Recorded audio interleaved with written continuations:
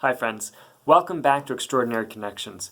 My name is Dillon Burns. I am the pastor at Manchester United Methodist Church, and today I'd like to talk about neighboring. We have a neighbor behind our house who's been absolutely exceptional to us over the past couple of weeks. See, we have some big, beautiful trees in our backyard that I love most of the year. I especially love them when the leaves turn color and you can look out the window and see the branches full of colorful leaves. I do not like them when I look out the back window and see that all of the branches are bare because they've dropped all of the leaves. It is the season of raking leaves, and these big trees mean that it is a big job at our house. And over the past couple of weeks, the neighbor behind our house has been helping out all the time.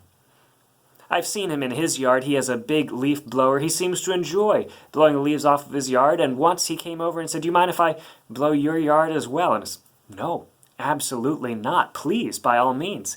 And so he did it once, and the trees dropped more leaves, and he came back and offered to help some more, offered to blow out the gutters on the house, came back multiple times in some days just to get the massive amount of leaves on our sprawling lawn all blown to the curb for us. It was exceptional. And I keep telling him I don't know how to repay him. I don't even know how to say thank you enough times, because it can be a hard thing receiving help and love from someone else. But that is at the heart of neighboring. There's a story about neighbors in the Gospel of Luke. You might know where I'm going with this. A man comes to Jesus, asks, "What are the most important commandments?" And Jesus says to love the Lord your God with all your heart, strength, and mind, and to love your neighbor as yourself. And this man, looking to look good in front of Jesus, says, "Well, who is my neighbor?" And Jesus tells him a story. Let me grab my Bible and read this story. This is Luke chapter 10, and I'm going to start reading in verse 30. Jesus replied to this man, "A man went down from Jerusalem to Jericho. He encountered thieves who stripped him naked, beat him up, and left him near death. Now it just so happened that a priest was also going down the same road. When he saw the injured man, he crossed over to the other side of the road and went on his way. Likewise, a Levite came by that spot, saw the injured man, and crossed over to the other side of the road and went on his way. A Samaritan, who was on a journey, came to where the man was. But when he saw him, he was moved with compassion. The Samaritan went to him and bandaged his wounds, tending them with oil and wine. Then he placed the wounded man on his own donkey, took him to an inn, and took care of him. The next day he took 2 full days' worth of wages and gave them to the innkeeper. He said, 'Take care of him, and when I return, I will pay you back for any additional costs.' What do you think? Which one of these 3 was a neighbor to the man who encountered thieves?" I'm going to pause right there, because at this moment, you likely recognize the story I just read. This is the story of the Good Samaritan. The Good Samaritan being the one who came down the road and helped the one who was beaten up and left for dead in the ditch. And very likely, in recognizing what story this is, you have a particular guess about what it means. For very often, it means that we are to be like the Good Samaritan.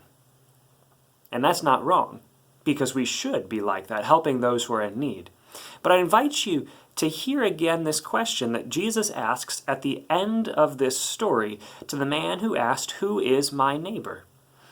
Jesus says, "What do you think? Which one of these 3 was a neighbor to the man who encountered thieves?" Then the legal expert said, "The one who demonstrated mercy toward him." Jesus told him, "Go and do likewise." This is interesting because the man is looking to find out who is his neighbor to know who to love. The neighbor is the Samaritan, not the one asking the question. And in fact, Jesus' audience was almost undoubtedly all Jewish people. And so not a single one of them would have placed themselves in that story as the Samaritan. They would have placed themselves in that story as the person in the ditch.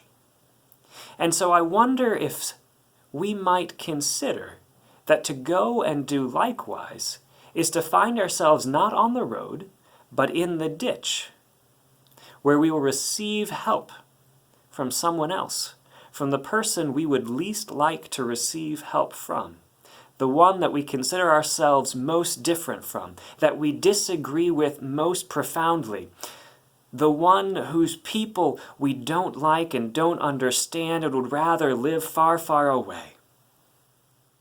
What if neighboring looks like receiving help?